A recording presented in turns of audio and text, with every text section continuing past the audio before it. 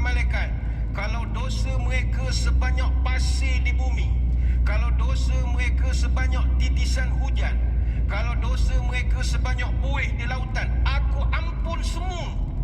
Semua, kata Allah Ta'ala.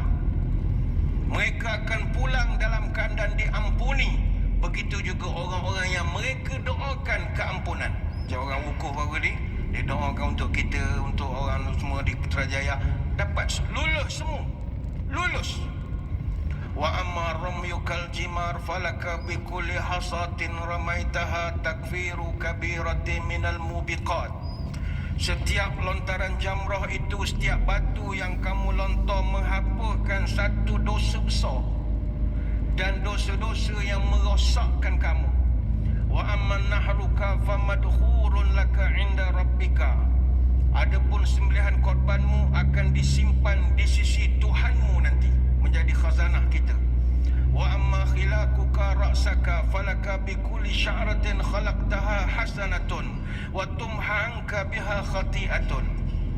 Adapun ketika engkau mencukur kepala sampai botak, setiap helai rambut yang kamu cukur ditulis satu kebaikan dan dihapuskan satu kesalahan.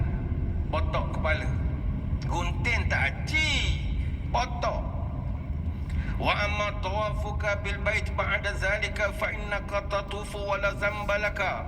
Adapun tawafmu di Baitullah selepas daripada kerja haji, kamu bertawaf dalam keadaan tidak ada dosa. Punya banyaknya fadilat orang haji.